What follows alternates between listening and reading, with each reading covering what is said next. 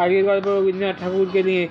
মধুসূদনের বাবা আনন্দ প্রসাদ রাজপুরের রাধার মুচুরি মোটা ভাত কাপড়ে সংসার চলে। গৃহিণী ভাতে শাখা ফাড়া দিয়ে পুরুষের গলায় রক্তবঞ্চের পিতলের মাদুলি আর বোটায় আঠা দিয়ে মাজার বাড়িতে ব্রাহ্মণ মার্জন করিয়া হইয়াছিল। মফস্থাপের স্কুলে মধুসূদনের প্রথম শিক্ষা, সঙ্গে সঙ্গে অপৈতৃক শিক্ষাও ছিল। নদীর ধারে আড়ালে প্রাসঙ্গ, সেখান থেকে ঝাপা পড়ে বসে যাচাই খড় ধরে গরুর গাড়ি বাড়ির মাধ্যমে ছুটে বাজারে টিনে কাটা সাজাতে থাকে সেই সাজা গুড়ের কলসি, তাদের তামাক পাতা, ফাটা কাঠি বিড়ি কেরোসিন টিন, ওষের তেল দিয়ে বস্তা দিয়ে বড় বড় তৈল নিয়ে সরকারে সেখান থেকে বাগানে বেড়ানে আনন্দ। বাপ সেখান থেকে ছেলে কিছুই হবে না, সে ধুলে গোটা 2-1 পাস করতেই পারলে স্কুল মাস্টারি থেকে মুক্তারি ও কলেজি পর্যন্ত ভদ্রলোকের যে কয়টা মুখ্য তীর্থ আর যে কোনোটাই ভুঁড়ি মধুর পারবে না। অন্য 3টে ছেলে ভাগ্যসীমা গোমর সেবা পর্যন্ত পিঁপড়ে রইল, আর কেউই বা তার থাকবে না। আড়তদারে কেউই বা তালুকদারের দপ্তরে কানে এসে শিক্ষানবী ছেলে বসে গেল। সে আনন্দ প্রসাদে ওখানে সে বললে ভাই মধুসূদনের বাসা নিল কলকাতায়। মেয়ে সে অধ্যাপনার আশা করেছিল, পরীক্ষায় ছেলে কলেজের নাম রাখবে এমন সময় বা মরে গেলে পরিবার বই মোটা বই পণ নিয়ে বসে রইলে রোজগার করবে। ছাত্র মহলে সেকেন্ড হাইসিট বিক্রি করে ব্যবসা শুরু করে। মাকে বলে বড় আশা ছিল ছেলেরা পরীক্ষায় পাশের রাস্তা দিয়ে ঢুকে পড়বে, ছেলে বহু ছেলে পরে ঘোষালদের বংশদণ্ডে আর কেউ যায় পতাকা ছেলেবেলা থেকে মধুসূদনের মাল করা তেমন করিয়াই বোঝার ক্ষমতা থেকে কখনো সেই প্রধান ছাত্রবন্ধু ছিল কানাই গুপ্ত। পূর্বপুরুষের বড় বড় সৌদাগর মুসলিমি বড় বাপ না আমদাদা কেরোসিনের কোম্পানি আসিনে উচ্চ আসনে অধিষ্ঠিত। ভাগ্যক্রমে এরাই ছিল মেয়ের বিবাহ মধুসূদনের কোমরে এই চাদরে বেঁধে রেখেছিল। চুলের কাছে ফুল পাতা সবাই থেকে ছাত্রী করতে শোনা এসে বলল গিয়ে আমি চৌকি খারাপ করা আটা সেই অভ্যর্থনা ভাগলা পরিবেশন করে কিছু বাদ দেবো না। এই সুযোগে বিষয় বুদ্ধি ও কাণ্ডের পরিচয় দিল। রাজভবনের হাড়ি খুশি করে তিনি কিছু মানুষ পেলেন না, বুঝলেন যে ছেলের উন্নতি হবে। নিজের থেকে টাকা রিপতে মধুকে এগিয়ে গেলে বসিয়ে দিতে হবে। সৌভাগ্যের দৌড় হলো সেই আটটা সেখান থেকে ডিপো সে প্রান্তে বিন্দু আকারে ছড়িয়ে পড়ল। ঘরে জমায় ঘরের মোটা অঙ্কের উপরে পা ফেলতে ফেলতে ব্যবসা হু করে এগিয়ে চললে রাস্তায় খুচরো থেকে পাইকারি কোনো দোকানে অফিসে উপর থেকে সর্বগৌরবের সবাই বললে একাই কবার অর্থাৎ পূর্বপুরুষের পূর্বজন্মের স্টিমারে জন্মের গাড়ি চলেছে। পুনরুদ্ধতা নিজে দায়িত্ব যন্ত্রণা থাকিবার জন্য অনির্দিষ্টকালে উঠেছিল না। বসে ভুল হিসেব করিয়া জীবনে অঙ্ক পাস ফেল করিয়া কটা দাগে পড়বে, যারা হিসেবে এই দোষ ফেলতে পারে মজবুত পরীক্ষায় পক্ষপাতী পরে যারাই পক্ষপাতী করে তাদের মধুসূদনের রাজবাড়ি নিজের অবস্থা সম্বন্ধে কথাবার্তা করে না। বিনা আন্দাজে বোঝা যায় যে মরা রঙে বান এসেছে। গিয়ে পারিতে বাংলাদেশে এমন অবস্থায় সহজ মানুষে বিবাহ চিন্তা করে এবং ভোরা ভোর থেকে করিতে হয়। পিতার এখান থেকে ছুটি করবে না। মধুসূদন বলে প্রথমে যে কয়টা পেটে সম্পূর্ণ করে অন্য পেটের দায়ে চলবে কী করে? এর কোনো মধুসূদনের হৃদয়টা যাই হোক পেটে ছোটো নয়। এই সময় সেই মধুসূদনের সতর্কতায় রাজবাড়ি পাঠে সেখান থেকে চলে গেল। সেই মধুসূদন বলল যে আমি সেই পোড়া কিনবো। তখন দর ইটের পাঁচের বিশ্বাস নেপালি এবং বড় বড় শালকাঠ চুন ছিল। কলকাতা থেকে মালপত্র বোঝাই করা লোহার গাড়ি বাজারে, সেখান থেকে লোক আবার ভাবলে কি জমেছিল সেই সামবা কী করে এবার পদার্থের বাধা করবে বসে সেই বসে থাকবে। এর মধুসূদনের হিসেবে ভুল হবে না। দেখতে দেখতে রাজপুরের ব্যবসায় একটা আড়ত লাগলো। সেই বললো জুটে গেল মালবাড়ি দল থেকে কুনিল আমদানি করা হলো, কলা বছর চিনি এবং সেখান থেকে ধূমকেতুর আকাশে বসিয়ে বেরিয়ে গেল। হিসেবে কাছে গবেষণা করলো। মধুসূদনের মহিমা মরে গেল। কালি চোখ করে বলে এই সমস্ত কিছু কঞ্জের মালিকের দোকানদার সেখান থেকে মধুচক্র এই নামে কলেজের পূর্বতন সংস্কৃত অধ্যাপক মধুসূদনকে তিনি পূর্বে চেয়ে আশ্রম অনেক বেশি স্নেহ করতে সেই মা বিধবা ভয় ভয় দিয়ে জিজ্ঞাসা করবে আমাদের মরে যাবে, বউ দেখবে পারবে না। মধু গম্ভীর ভাবে সে বললো বিবাহ করতে সময় নাই, নষ্ট করবে না, বিবাহ করতে নাই। আমি ফুটপাত কোথায় পিড়াপিড়ি এমন সহ্য করতে মাও নেই গেলে সময়ের বাজারেই বলে সবাই বলে মধুসূদনের এই কথা। আর কিছুক্ষণ যায় কিন্তু বললো গিয়ে আমি সেই অফিসে মফসায় কলকাতায় উঠলো। নাতিনীতি দর্শন মুখ করা এই সাহায্যে মা এই হলো ত্যাগ করবে হোটেলে সবার দেশে বিদেশে ওদের ব্যবসা উন্নতি হবে, সেখান থেকে ফুরসত নেই বাজারে, সেখান থেকে সর্বোচ্চ হবে। অত বড় অভিমানী ঘরে মানভঞ্জন করার প্রকৃত চারদিক থেকে কুলবতীর উপর ধনবতী সেখান থেকে কুমারদের ঘরে এসে পৌঁছলো।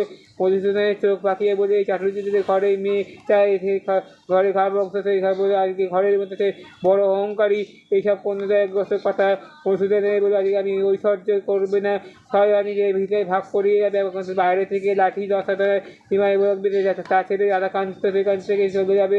অলরেডি সেই 10 বছর সেখান থেকে সূক্ষ্মভাবে ভাগ চেষ্টা করবে। তাই শস্য ও অক্ষ সেখান থেকে মিজাজে করবে না, ছেড়ে পড়লে আমদারে বঞ্চিত করবেন না। সেখান থেকে প্রতাপ নেই, সেই আয় ব্যয় চতুর্গুণ হয়েছে। 10 টাকা সুদের হার পরে না পড়ে যায়। জমিদারি চারদিকে যা পড়ে গেছে। পরিবারের 2 ভাই 5 বোন সন্ধ্যাদায়গ্রস্ত। জমিদার এখানে শোধ করা হয়নি।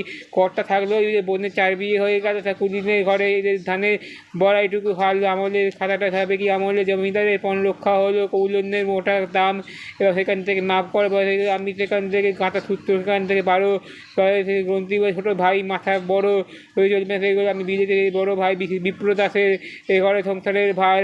এই সময়টা পূর্বোক্ত গোসালে চাটুর্যদের ভাগ্যে ঘুরতে পরস্পরে সময় লাগে। আমি সেখান থেকে ইতিহাসের বলি।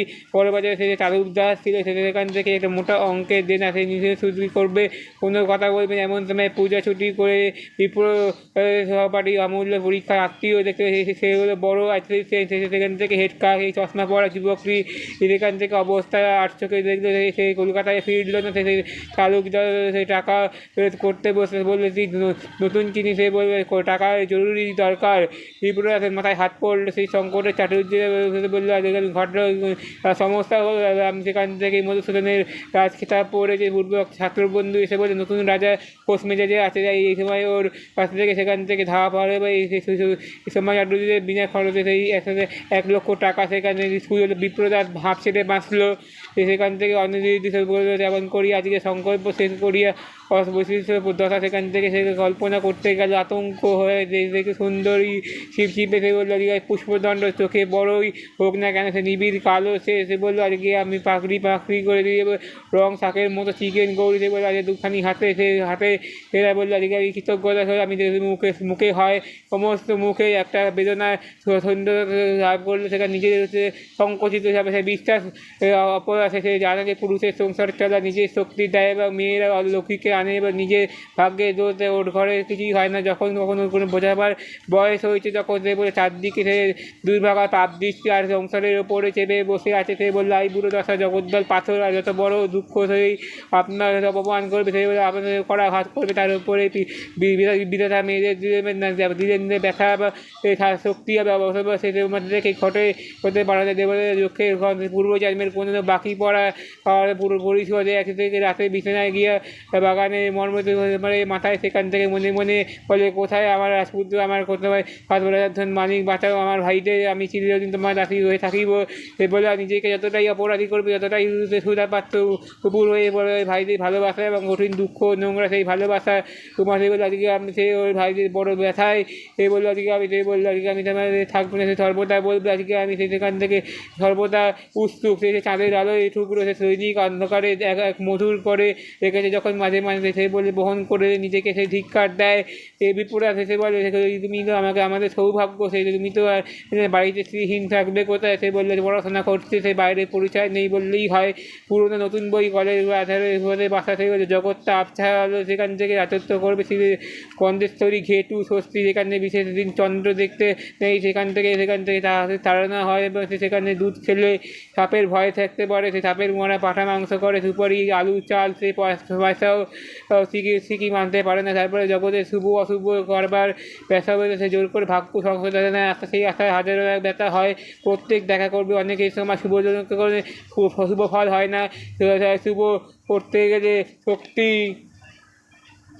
শক্তি নেই এবং আমি যে মোটা করতে স্বপ্নের জগতে রিভিশন করেন একমাত্র চলে যায়। সেই জগতে শুধু দৈবের যুক্তির সঙ্গে বুদ্ধির কর্তৃত্ব ভালো মন্দ নিত্য নতুন। সেই বলাই মুখে একটা করুণা। সেই বললো, যে আমি চালা সেই বিনা অপরাধ লাঞ্ছনা করে, সেই 8 বছরের বয়সে লাঞ্ছনাকে একান্ত সে নিজে বলে গ্রহণ করেছে। সে পিতার মৃত্যু নিয়ে বললো, আজকে আমি সেখান থেকে বাঁচনি। সেই বলে, আজকে আমি নতুন কাজে সেখান থেকে হয় এবং সেখানে যায় নতুন যুগে এসে পৌঁছয়। সেখানে যায় বিপ্লবের সেখানে ধাবমান নতুন যুগ সিন্ধুককে ধরতে পারে না। দীর্ঘ সেখান থেকে আজকে বড় বড় ট্রাক আসে, অপরাধ তাকে প্রভুর দৃষ্টি ভারী গলায় যাকে হাফ ছাড়েন অনুচর পরিচয় থরথর করে কাঁপে ওঠে, সে পলায়ন করে কুস্তি করে আর অভ্যাস করে, গায়ে শক্তিও কম নয়। সেই সুকুমার হরির আশ্রমে সেই সেখান থেকে ফুরফুরে মসলিন জামা নিয়ে এসে বলে বহু কিছু ভূমিষ্ঠ করতে আসন্ন বললে আজকে আমি ইসলাম সুন্দরগন্ধ বহন করে পানের সময় সেখান থেকে চন্দ্র, সেখান থেকে মাথা সেখান থেকে অবকাশ নেই। সেই বললে আজকে আমি সেই বনে সেই বললে আজকে নৃত্য তলোয়ার হতে পারে। সেই বললে আজকে আমি ঘোষাল নানা রকমের ঢঙে বহুকালের পুরনো বন্দুক বস্ত্র বল্লা ছিল বৈঠকখানায় মুকুন্দের বসেছিল তাদের পাখি পরিষদের বসে নিচে থাকে। সেই বললে আজকে আমি জানালে যে কার সম্মান কোন হুকায় খায় বাদানা আদানের এই ঘোরাঘুরি পট্টমশাই জ্ঞান। সে বললো আজকে আমি গোলাপ জলের গন্ধে সুগন্ধ পারি একসময়। সে বললো আজকে আমি অস্ত্র সতর্ক। সে বললো আজকে আমি আসবে তার সামনে সেখান থেকে মস্তুরা কায়না থেকে বললো আমি থেমে দুই গায়ে জলের পরবর্তী হাতে ধাবমান। সেই বললো আজকে আমি সোনার জলে ছিটিয়ে দেবো পরে দেবে বিরতি কাছের পুতুল। সে হলো খরা পিস্তলে চৌকা সেবা। সেখান থেকে দোদুল্যমান ঝাড়দণ্ডন সমস্তটাই হালকা কাপড়ে মোড়া। সেখান থেকে পূর্বপুরুষের অয়েল পেন্টের সাথে বংশের মুসলিমি দেখা যায়। এখান থেকে আঁকা ক্রিয়া সেখান থেকে এই ঘরের অভ্যকুণ্ঠন মোচন হয় বা এই বাড়িতে একটা মাত্র আধুনিক ঘর কিন্তু মানে হয় যে সেটাই চেনা কিন্তু জীবনযাত্রা সম্পর্ক বোঝা। আর সেখান থেকে বলছে সেই শৌখিন তখনকার আবশ্যকতার অঙ্গ, তার মধ্যে নির্ভীক বয় হয়ে উঠলে সেই ধানের মর্যাদা অর্থাৎ ধান আর বোঝা হয়ে গেলে মাথায় ছিঁড়ে পড়ে সে বিপদ করে শৌখিনতার দিকে অবিশ্রান্ত অকৃপণতা যেমন করিয়া আমি সেখান থেকে শিক্ষা ভাব্য সেই যত খরচ হয়েছে নিজের ছেলেকে কলেজে পাস করিয়া এতদিনে সেই এত খরচ করতে পারবে না। সেই অথচ ওই মালি আগ্রহ করেন চারিদিকে সজ্জাগত করিয়েছে। আগের চোটে চাবুকের মাত্রা এতই বেড়ে গেছিলো।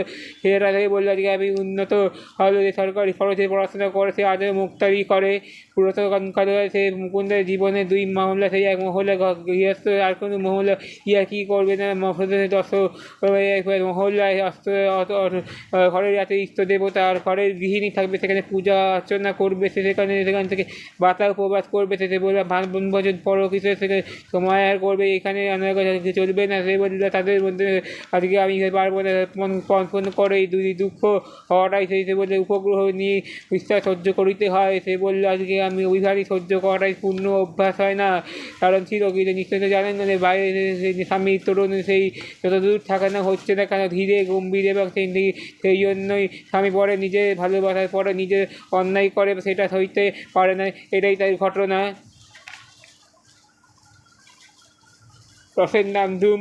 সে আর কোনো খবর তাদের বাড়ি কোনোদিন সে কীর্তন করবে, সেবার মেয়েদের এবং সাধারণ পরিস্থিতির ভিড় অনুভবে। সেবার আজকে আমি বৈঠকখানায় সেখান থেকে রাতে ঘুম হয়নি, ব্যথা বুকে বেঁধেছে। সে দরজার ফাঁকে কিছু আওয়াজ দিতে শুরু করে এবং খেয়াল করবে ব্যবস্থা করবে গুলির ওপরে কী হচ্ছে দেখবার জন্য জোর নেই। সেই বললো আজকে আমি সেখান থেকে আসতে লাগলো ঘরে সরকারি লোককে খাওয়ানো দাওয়ানো দেখাশোনা হাসি মুখ করতে হয়। সে বললো আজকে নাচতে নাচতে তুমি প্রাণটা হাঁপাতে উঠে গেলো, কেউ জানতে পারলো না। ওদিকে খেয়ে তৃপ্তি তপ্ত দুপুরে সে বলে জয় হোক রানী, তুমি উৎসবে বলে তুমি আমাকে সেই বড় খালি সে বলে আজকে আমি কোলাপাতা থেকে সেখান থেকে ভগ্নাংশের উপরে কুকুর কালিমা চলেছে সিঁড়ি দিয়ে লণ্ঠন নিয়ে চাঁদের আলোয় সে বলবে পারে ঝালের লণ্ঠন। সে বললো যে আমি পাড়ায় ছেলেদের কড়াকড়ি মারিয়ে দিতে সেই ভিড়ের মাঝখানে সে বললো আওয়াজ করে চিৎকার করে কান্না যেন ধারস্থলে চেঁচিয়ে উঠেছে, আকাশ পুড়ে উঠেছে অনন্তরে প্রঙ্গনে থেকে উঠেছে ভাত তরকারি গন্ধে সর্বত্র ক্রান্তি আর অবসাদ। এইখান থেকে অসহ্য হয়ে উঠলো, মুকুন্দ আরও ফিরল না। থেকে বললো আজকে আমি সেই বলে ধৈর্য ক্ষণ করে হয়ে গেল। রেওয়া দিয়া যে কর্তাকে বলবে বৃন্দাবন মেয়ে আমার কারণে হচ্ছে, তার শরীর ভালো নেই, এই টাকা নিয়ে বলে কর্তাকে জানিয়ে দেওয়াই ভালো হতো যে আজকালের মধ্যে সে ফিরবে, খবর পেয়েছে এবং আর দেরি করতে পারবো না। সেই বলে খবর আজকালের সেই জন্য আজকে আর তারা নিশ্চয়ই অল্প কিছু কান্নাকাটি সাজতে সবচেয়ে হয়ে যাবে। প্রতিবারই এমন হয়েছে, উপযুক্ত শাস্তি হবে তো আর কিছুমাত্রই চলবে না। তাই জন্য যখন পুজো হচ্ছে বিদায়ের পর মুহূর্তে সে সবার খাটের উপরে উঠে পরে ফুলিয়ে কান্না, সে কিছু হবে না। এগুলো কার্তিক মাসে দুটোবেলা বাতাস তপ্ত রাস্তার ধারে ওপর শিশু শর্মা কালে বলা হকিদের ডাক আসতে সেই রাস্তা দিয়ে চলছে। সেগুলো ধানের খেতে পর প্রান্তে নদী যে দেখা যায়। সেই বললো আজকে পর সেখান থেকে সেদিকে দেখবে পরের দিকে বাজারে চলে গেছে, পড়লো মাছফিল্ডের ওপর। সে বললো গাড়ির বাগে সূর্যের আলো ঝলমল করে উঠেছে। সব বলে ওখানে দরজা দিয়ে বুকটা পাথরের হয়ে গেল।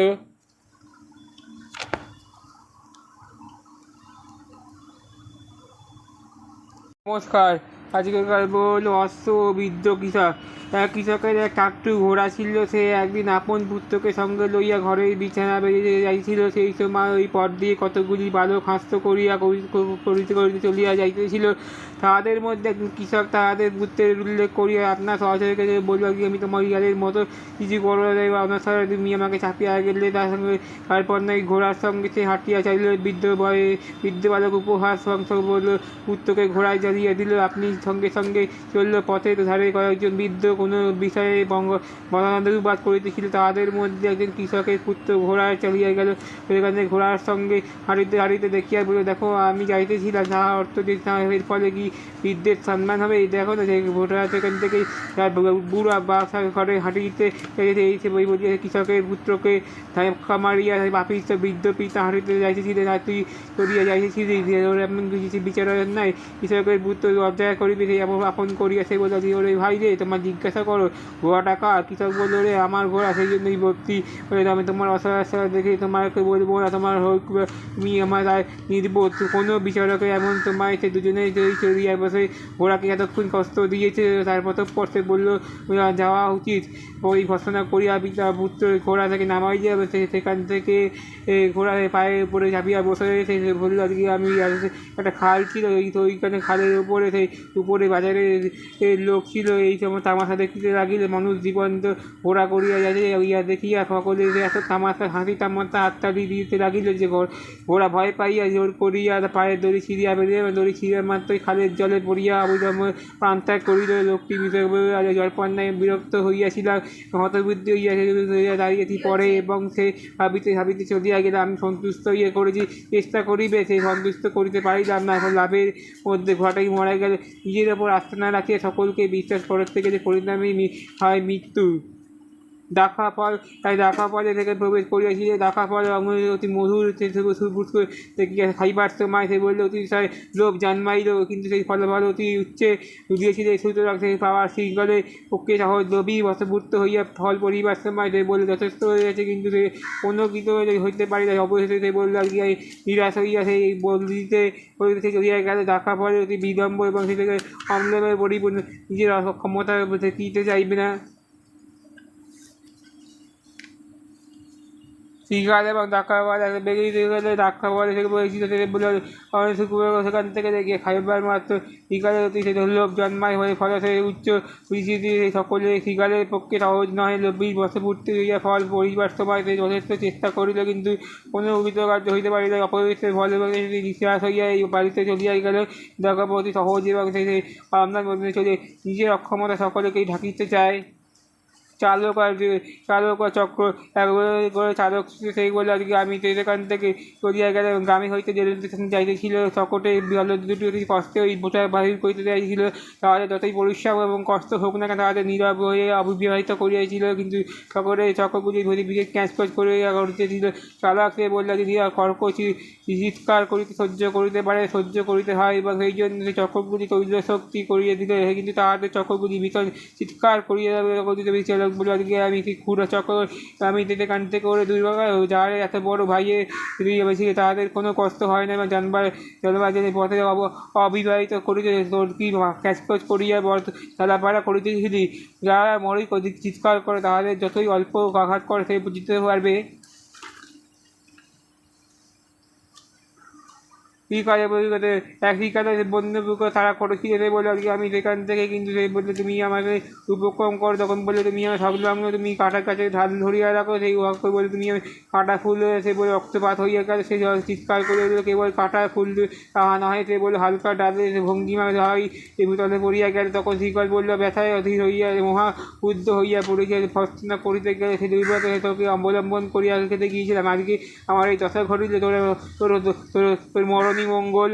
কিনতে পারো এই কথা শুনে এই ভাই এই বড় মজার কথা, আমি তোমাকে সাহায্য করবে না আহ্বান করি নাই, তুমি আমার অবলম্বন করিলে কাজে শিকার বলতে তুমি বললে বা তুই ক্ষুদ্র নিয়ে সেই যে একটা কষ্টমহ তোমাকে অবলম্বন করিয়া আমি কষ্টই পাই নাই, সেটা আমার সাহায্য করিয়াছিল। সে বলল আজকে আমি মহা সন্দেহ করে কেন আমার আশ্রয় দিয়ে তুমি যে আমার আম হইতে নিচে সেখানে তুমি আমাকে অবলম্বন আশ্রয় করিবে, তুমি আমি তোমাকে স্বয়ং সেখান থেকে আমি সেখান থেকে আমাকে তুমি আমাকে বুদ্ধিহীনতার পরিচয় দাও, যদি অন্যায়ের পর তুমি অপমান করবে সে মরবে।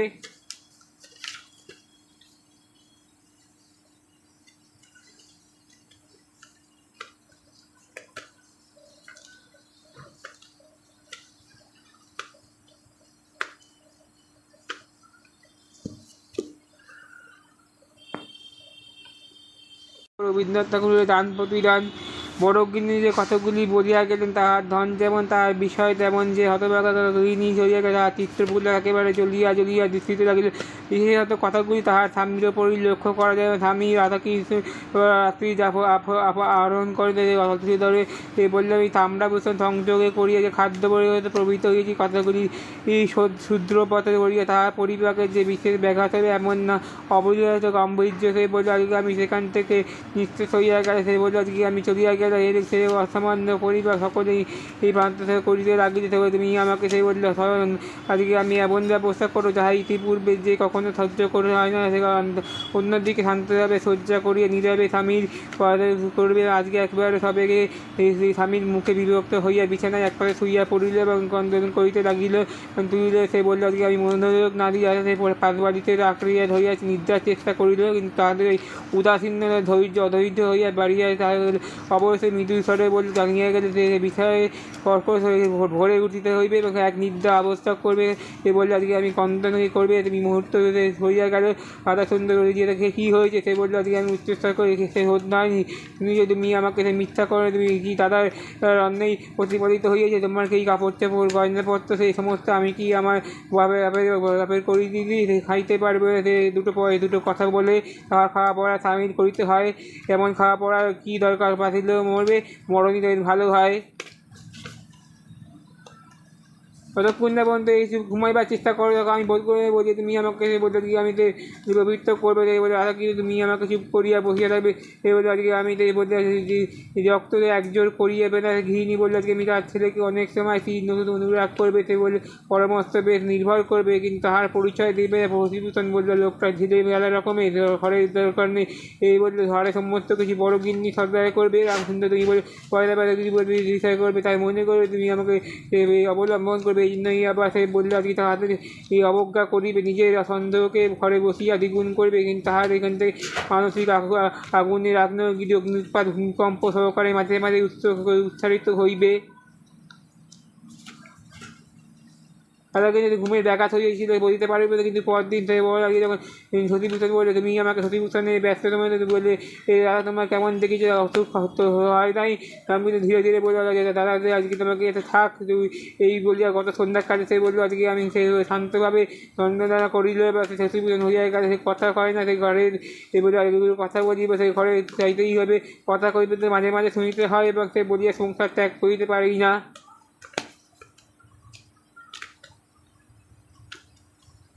তারপরে তোমাকে হেল্প করা সহ্য করে তাই পুরুষ হইয়া জন্মালাম। কী করতে কেবল ভয় হয় যে তোমাকে শান্তি ঘটে। প্রতিভূষণ বললে, তোমার কি সন্তোষী শান্তি আত্মে হইয়া গেছে, দীর্ঘ চলিয়া গেলে তাহার হৃদয় বিভাগ চলিয়া গেল। এদিকে তুমি বড় আক্রোশ হইয়া গেছে, সমস্ত যখন তখন হাট করিবে। সে বললো, যে আত্মকথা করবে। সে বললো, আমি সেখান থেকে চলিয়া গেলাম। সে বললো, আজকে আমি দেখিবার মতো চোখ বুঝিয়া গেলে আরম্ভ করিবে, কিন্তু তবু সেই বোধ করিয়া অসহ্য হইয়া উঠিয়াছে। সে বলে, আজকে আমি আজকে তোমাকে প্রাতঃকালে পান্তা ভাত খাইয়াছে বলে তাড়াতাড়ি পাঠশালা হইতে হবে। যখন সে পরামর্শ করিবে গুরুমশাইয়ের ফাঁকি দিয়ে পাঠশালা হইবে, সেই রাখাল ছেলেদের সঙ্গে মিশিয়ে নানাবিধ খেলা করিত। সে বিছানায় শুইয়া সীমিত আলোয় মাসির নিকটে গল্প করিত। সে বলল, লোকায়িত রাত্রে দূরপাল্লায় শুইতে যাইতে ব্রাতকালে ধরিয়া করিয়া সে শান্তি করিয়া সে বললে সমান ভাগ করবে। তখন কোনো ছেলেই চক্রের কোথায় রাসমণি জীবনে এত দিনের যে একদিনও সে বিচ্ছন্ন করিতে চলিয়া গেল। সে বললে, আজকে আমি সে বললো থাকবে না, এত কিছু থাকিতে গেলেও সে বললো তুমি আমার। কিন্তু সেই এমন সময় একটা গুরুতর ঘটনা ঘটে গেল। সেই সময় বলিয়েছি তখন দিনে সূর্যাস্ত হয় নাই। সেই খাজনা শোধ করিয়া সম্পত্তি নিলাম হইয়া গেলে। একদিন খবর আসিল, সতীভূষণ বললে, জমিদারের বরগনায় এখান থেকে লাঠি খান্দায় দিন হইয়া গেছে। সে বললে, স্বাভাবিক মৃদু হইয়া গেছে, আমারই দোষ। সতীভূষণ বললে, তোমার কিসের? তুমি তো খাজনা চাওনি, পথে যদি লইয়া তুমি কি আর থাকতে পারবে? সে বললো, আজকে আমি কোনো ফল নাই, যে সংসারে চললেই হবে। শশীভূষণ বলল, আজকে তবে সেদিন স্বভাব এবং শিক্ষা নাই, যে যেমন ঘাটের সোপান বিকেলে এক মুহূর্ত ডুবে গিয়ে বলিবে, সেখান থেকে বন্ধ উদ্ধৃত হইবে, সে আরও কিন্তু ধরে টাকা নদীতে বাধা হবে, সেই পূর্বেই যে গয়না করবে সেখান থেকে অর্থ সংগ্রহ করবে। সংসারে এমন একটা মহৎ পরিবর্তন দেখা গেল। সংসারের গৃহিণী তাকে দুর্বার সহস্র চেষ্টা করিল, কিন্তু এখান থেকে ব্যতীত অবলম্বন করিবে। সে বললে, এমন সময় সে নির্ভর ভাই, তাই বুঝিয়া চলে গিয়ে কখনো জানো তুমি আমার একমাত্র। সে বলল, আজকে এমন কাহার প্রকাশ পাই নাই।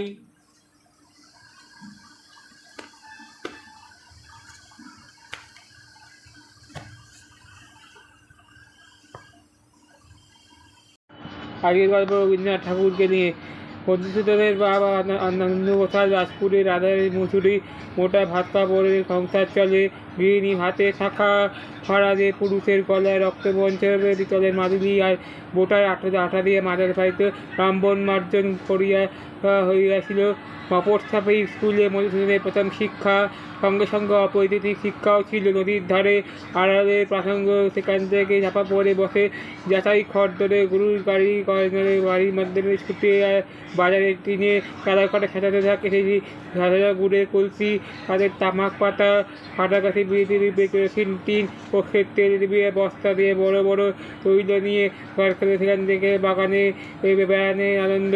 বাপ সেখান থেকে ছেলে কিছুই হবে না, ফের ধুলে গোটা দুই এক পাস করতেই পারলে স্কুল মাস্টারি থেকে মুক্তারি ও কলেজি পর্যন্ত ভদ্রলোকের যে কয়টা মুখ্য চিত্ত, আর যে কোনোটাই ভুঁড়ি মধুর ঘর বাড়বে না। অন্য তিনটে ছেলে ভাগ্যসীমা গোমর পর্যন্ত পিঁপড়ে রইল, আর কেউই বা তার থাকবে না। আর উদ্ধারে কেউই বা তালুকদারের দপ্তর